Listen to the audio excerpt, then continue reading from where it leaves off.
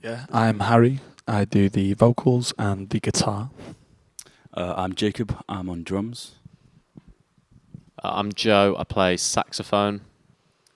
And I'm Matthew. I play the bass guitar. Nice. How did you guys all meet and decide to make this band? Wow. So that started, I think I want to say, around 9 years ago. And it was in college in Manchester. Me and Harry here were doing the same music course, but on different sides of the year. And one of my mates said, I've got a mate that wants to start a band. And I was like, hey, I'm keen to start a band as well. And he was keen to start a band. And then a drummer, that's not Jacob, was keen to start a band. And we started a band. But not... Way too keen, yeah. But before we started the band, I met Harry. And it was like pretty much an instant connection from the start. You know, we both have a profound love for music.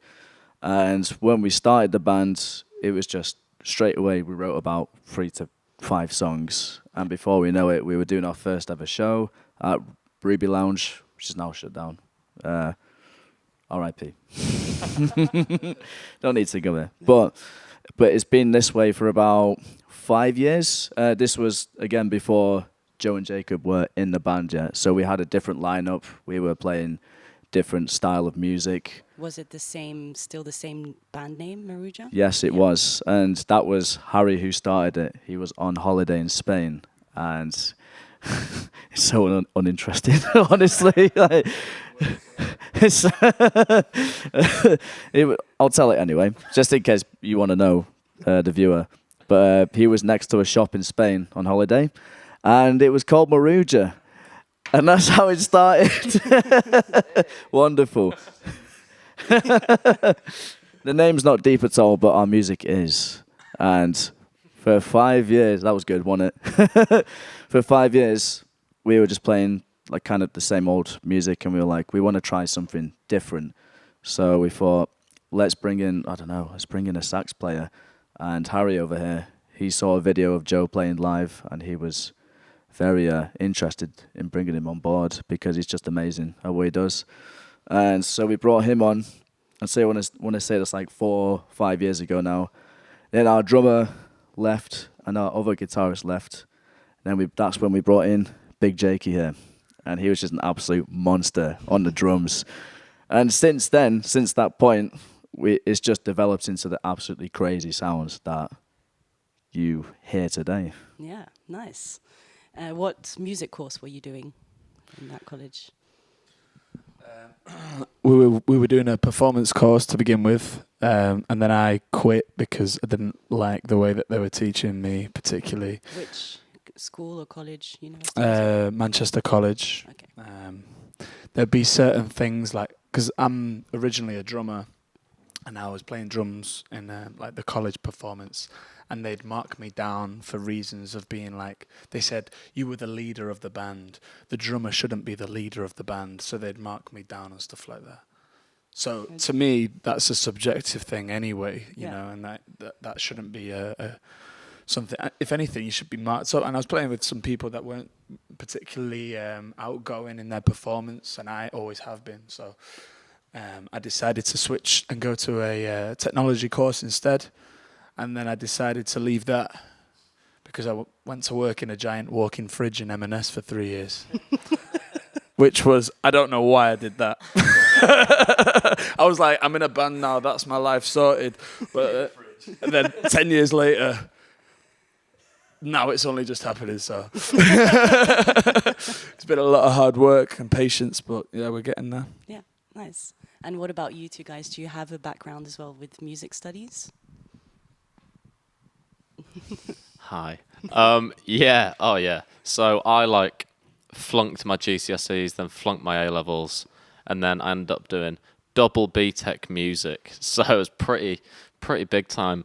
And that's so I'd done saxophone lessons growing up, but I wasn't bringing my personality to playing the instrument, so I wasn't connecting with it properly. And then I started doing that, and I met a load of really cool people that introduced me to a lot of new music and opened up a lot of avenues that I hadn't kind of noticed before. Yeah. And I've really, really enjoyed playing with other people my age. And then, yeah, when I got the shout from these boys to kind of come to a rehearsal, I just absolutely fell in love with it. And like the writing aspect was like what made me instantly really like interested, because it's a lot of like puzzle solving and a lot of like it's a real like team creative relationship, which is, you know, the best sort of working environment in my opinion. So yeah, been doing that for like 5 years ever since, really. What about you, Jakey? Oh, hey. Yeah, I actually grew up playing guitar first. So Harry grew up playing drums first, and So you guys switched around. I started playing classical guitar as a kid, and then when I was like 10 or 12, I thought it was pretty uncool to be playing classical guitar because everyone's starting playing electric guitar and drums and stuff. So I wanted to make that transition to electric guitar, but my parents were like, no, carry on. We've paid lots of money for you to have classical lessons. So I continued classical, but then started playing rock drums, did grades and stuff like that, and then I did jazz drums at college. And I also stopped that after a while just because I found the formula and the way that it was taught wasn't particularly, I guess, similar to your like performance-based job or whatever it was, course. I don't know, it just wasn't very adaptive to the individual player. It was quite a regimented and an old school way of teaching jazz, which I don't think was very entertaining or fun or able to like develop your skills. Stop that, but then equally to Joe, being in a space where you're with 3 other like-minded people and you can share this like spirit of how you're interested in music, you learn and develop and become a better musician because of that. You know, you're flowing off of other people's influences, and how Joe plays the saxophone influences how I play my drums, because a lot of the time bass and guitar are playing crazy noises rhythmically. Joe's providing something which I can bounce off of, so it's something which is different in a way I don't think I would have been able to have adapt to or learn in a educational environment. Yeah. Okay. Yeah. Nice. So Maruja, did it start off more as like more of a punk rock kind of band, or more jazzy? Because is it correct for me, for example, to then say that Maruja is a punky jazz band? It started off, it was a little bit more, it was always like its own thing. We had like different influences in there, but it was more like kind of indie. When we first started, we were very young. We were like 16 years old. We had a lot of developing to do as humans before the music could reflect that kind of maturity. So it started off as a very different sound. When Joe came in, that's when the jazz element started to kind of be implemented a lot stronger. And then when Jacob came in the band, that's when we started to really implement like all the more hardcore, soundscapey, kind of electronic dance influenced rhythms and sounds. So it's kind of just developed as we've grown as people over the years. Now we've tried kind of defining it quite a lot, and it's just easier not to. Like it's its own thing for sure. And that's the reaction we get off a lot of people. They say that they've never heard anything quite like it. So it's very nice to be able to be touching people with something that is actually authentic. And so with these past few years, with how much your music have grown, would you guys have like a main artist or anyone who really influenced you to make these last few songs, for example? Maybe you all have different inspirations. Yeah, Jude Bellingham. To see the screamer he scored yesterday. It's not Jude Bellingham.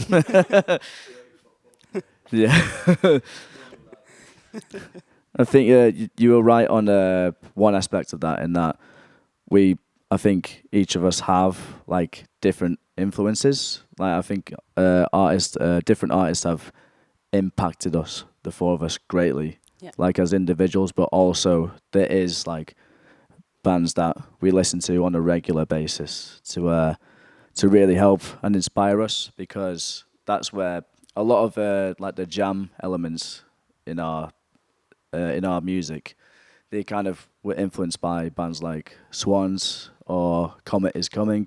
So you got a mixture of like post rock and just jazz, very kind of experimental free-form styles. So I'd say like, yeah, if we could boil it down to a few artists that influence us, I'd say like Swans, Comet is Coming, Black Midi. I think, yeah, Death Grips. I think we could keep going. Yeah, we could keep adding to it. But if anyone wants to have a go and say any other influences that might, be unique to the table. Yeah. You know what? There is so many, and like, but when we're listening to stuff in the van or like, just getting about as people, I don't think it's that uncommon anymore. But we listen to so many different artists. Like we do spend a lot of time listening to albums and like appreciating, a certain body of work. But like a lot of the time, because our tastes are so varied, it is just, it's like an extreme fucking hardcore American punk band, and then like, a Mahavishnu orchestra, like spiritual jazz, but I think fundamentally, like what inspires our music is it's the jamming, because all the songs are written from improvising together, and that's just where all of our influences come out of. We kind of channel them naturally together, and that's what creates our sound, and that's why it's got so many different genres in it. Really, yeah, lots of different layers and textures to it. Yeah, yeah. It's nice. Yeah, well, that's great, because my next question was going to be, what is your creative process like? So, for example, the last single that you just released, was that creative process? Yeah, man. Thanks. I can't like remember specifically exactly the entire process of it, but it was formed in the exact same way that we've done everything else, which is initially a jam, piece of improvisation occurred.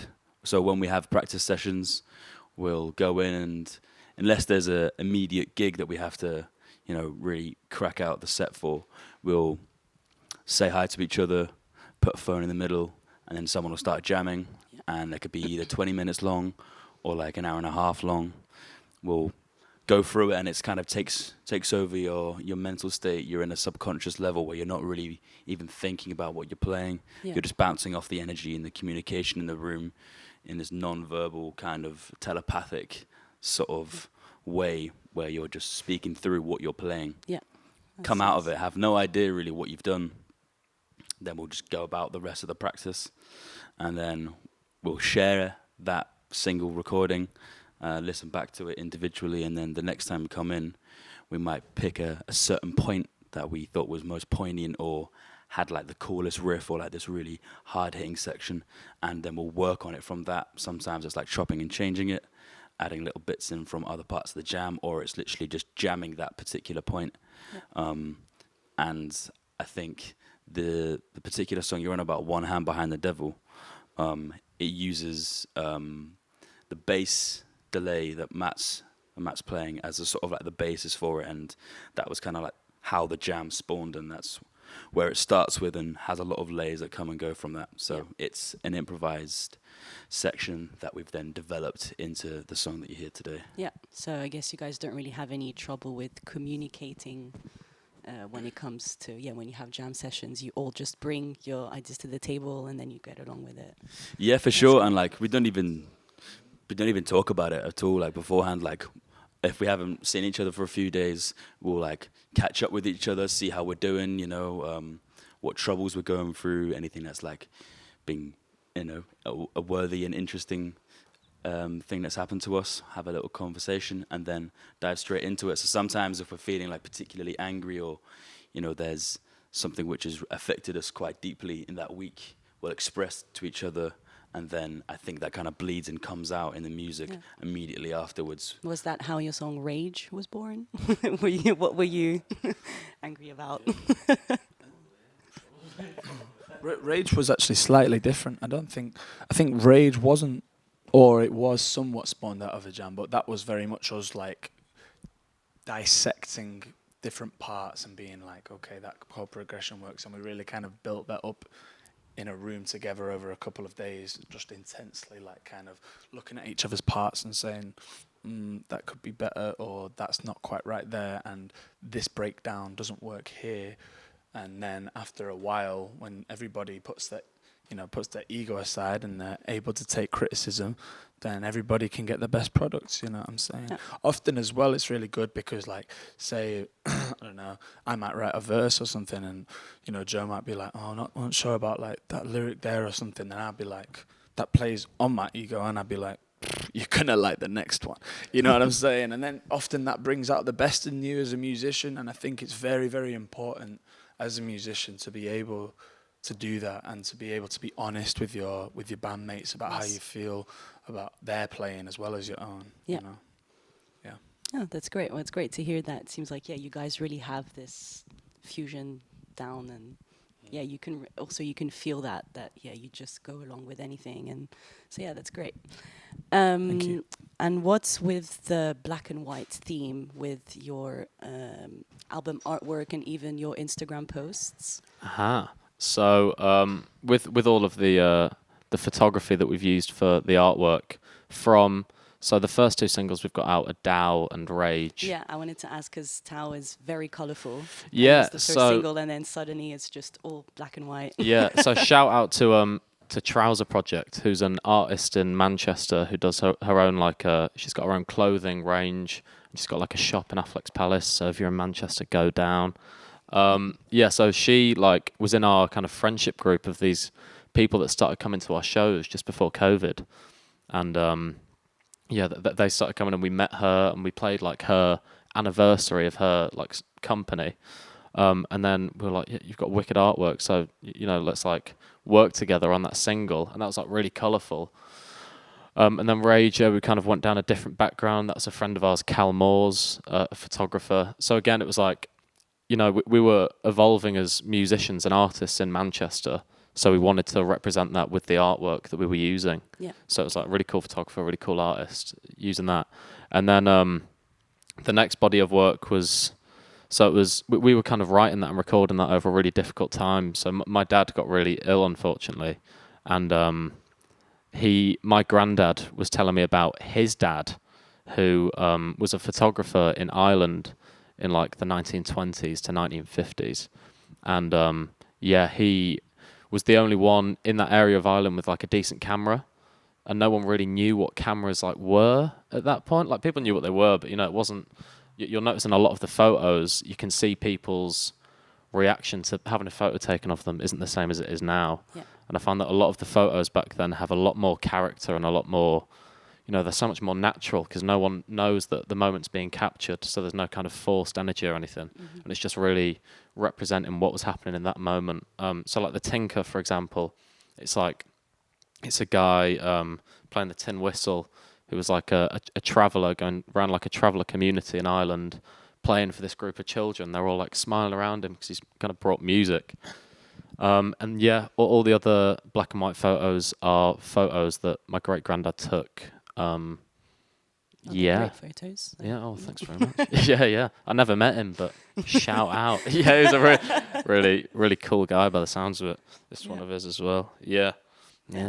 Oh, that's the new merch that you have, right? It is. Yeah. We recently did a little thing on Instagram of a bit of a background from the artwork, because it touches on mental health and stuff like that, and that's we've got. Obviously musically it's very important. We feel very passionately about what we do, but also the message of the band. We feel like we can really support people and bring to light what is important and what is going on in the world right now. And there's a big mental health epidemic at the moment. Yeah. So in Harry's lyrics, for example, we've got a track coming out soon where that's the real message behind it, and hopefully that's really going to connect with people. Yeah. So that was a ramble. There you go. No, it was very interesting. Yeah. Okay. Thanks for that. Let's see. Next question. If you could open up a show for any artist, who would it be and why, and which dream venue? No, the venue. Is it? Las Vegas. Yeah, bro. Yeah, that new bowl thing in Las The Vegas. Sphere? Yeah. Yeah. Oh my days. Yeah.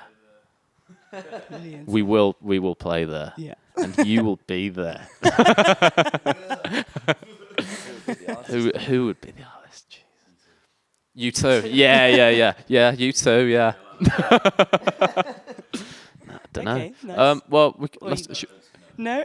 no, you too. I thought so. I was like, Is there, anyone got any shouts for the artist?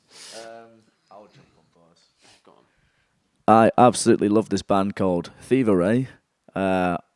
I didn't watch them at Glastonbury, but I watched their set on the TV, and I was absolutely blown away. I had no clue what was going on.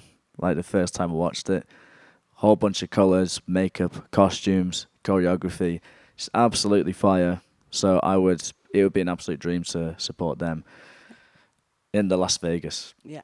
thingy, wherever it is. Yeah. The Sphere. Dystopian circle thing. Sick. Anyone else want to suggest any artists?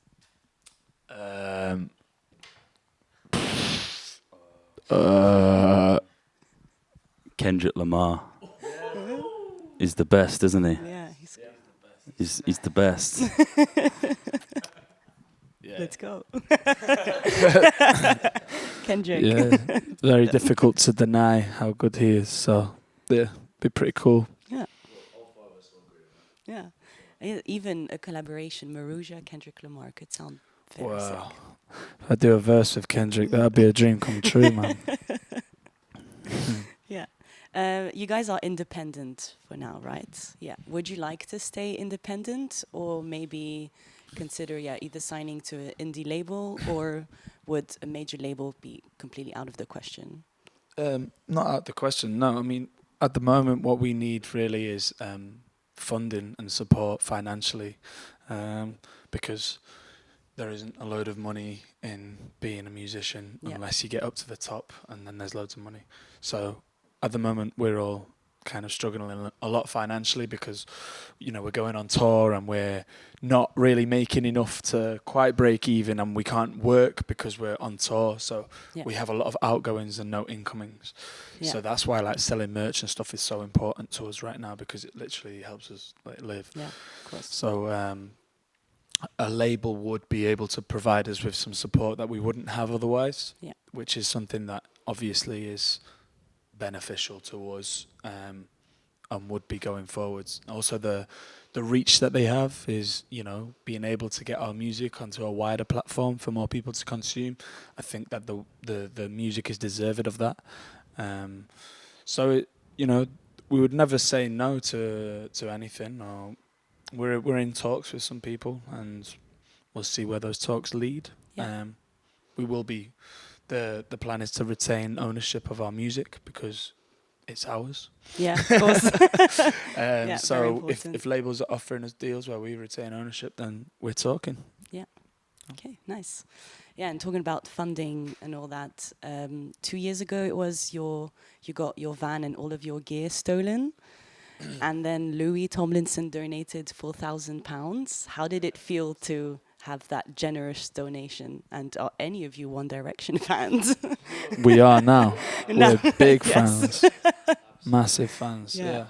Especially a Louis fan, man. Yeah, that guy's a blessing. So appreciative for him for doing that. We cannot thank him enough. I was distraught. It's that was my life. I'd spent years saving up money to buy pedals and to be able to have the sounds that we do. It takes so much time and money and hard work to be able to attain these materials. Yeah. So when they were all gone in a blink of an eye, it was like a black hole had opened in my stomach and started eating me from the inside. Yeah. It's like being sucked into myself, into a very dark place. Did you write a song about that feeling? No, I was too angry. I was just marching around the gaff proper rage. Rage. I was like that. I was going in hard, but man, well, it was Jacob's idea to actually set up the GoFundMe, and then we got about $2,000 through from friends, family, and fans, which was amazing. I Yeah. was so grateful for that support from those that's- people. yeah. And then all of a sudden, out of nowhere, there was a $4,000 being donated by a Louis T, and these guys we're like, who the hell is Louis T? Like with He's got $4,000. He must be well known. Yeah. yeah, we were like, fucking hell, like, oh, sorry, am I allowed to swear? Yeah, that's all right. Yeah. Cool. I was like, fucking hell. It was like, yeah. Who's this Louis T? We thought we had like a long distant uncle or something. We were like belling our parents like, do you know Louis T? Yeah. They were like, nah. We were just looking it up online. Oh, we're only getting this guy from One Direction. Can't be him. And then he messaged us on Twitter like, I hope this helps. And we were like, whoa, damn, son. It helped. Yeah, for So sure. we were able to regain all of our equipment, brand new equipment, Yeah. as well as reach a lot more publicity through it as well. So it actually what ended up being something really terrible ended up being a blessing in disguise, which is incredible. Yeah. Just shows you can't second guess things. Yeah, and he never really gave any reason as to why he donated. I presume then he just found out about you guys, liked your music, and I guess as well since he's from the north, maybe I think there was maybe that in hand. Where it's like, Yeah, I I'll think there was a support. connection to do with the rehearsal space we were using at the time. I think he'd recently filmed a music video in there. Okay. And so he had ties to it, and then I think they shared our GoFundMe. He might Yeah. have seen it, somebody might have seen it and showed it him. But yeah, what a guy and what a blessing. So Yeah. thank you, Louis Yeah. Tomlinson. Yeah, that's great. We love yeah. you.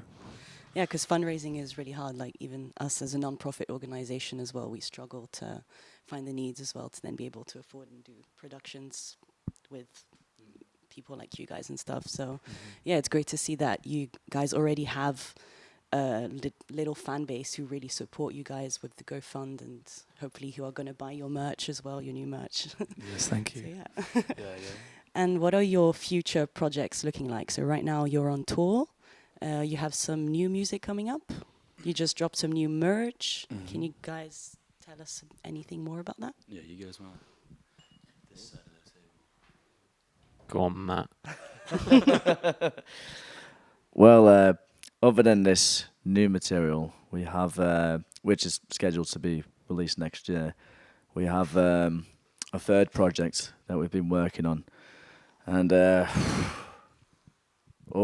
should I be quiet? No, all good. Spoilers.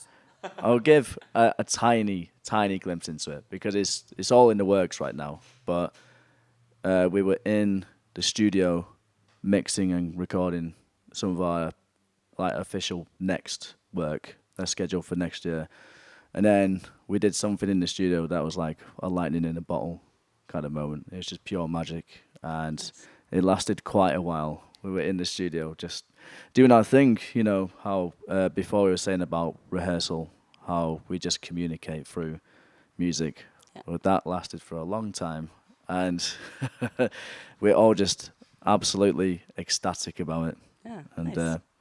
we're hoping we can focus on that. Yeah, sounds exciting.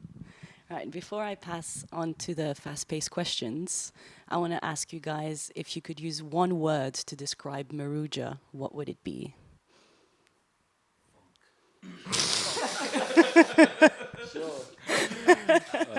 So far like the wackiest word we can. One word. Yeah, it's a difficult Yeah, one. but- visceral. Brothers. Yeah. Oh, that's cute. Wholesome.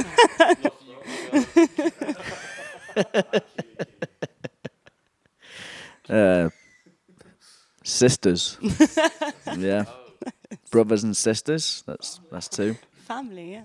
Family, innit? Family. We're definitely a brotherhood of sorts, so I'd say family. What do you mean? Grateful. Grateful. Oh, very sweet.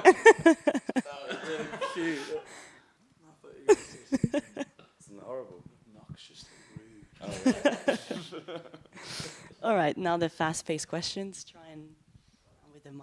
Like this. Yeah. All right. So, favorite season. Favorite season. Spring. Summer. Filthy season. Summer. Sweet or salt? Salt. Sweet. Salt. Salt. Tea or coffee? Tea. Coffee. Coffee. Coffee. Yes or no for milk in your tea? No. No. Oh, depends on the tea, doesn't it? Depends on the milk. Early bird or night owl? Nighttime. What was that? Early bird or night owl? Night owl. Night owl. Night owl. Night out. City or countryside? United. That was the next question I was gonna. Okay, so now Manchester City or Manchester United? All right, yeah, United. It's a derby today. Yeah. Come on. Yeah, I'll go United as well for girls. I don't like what City stand for.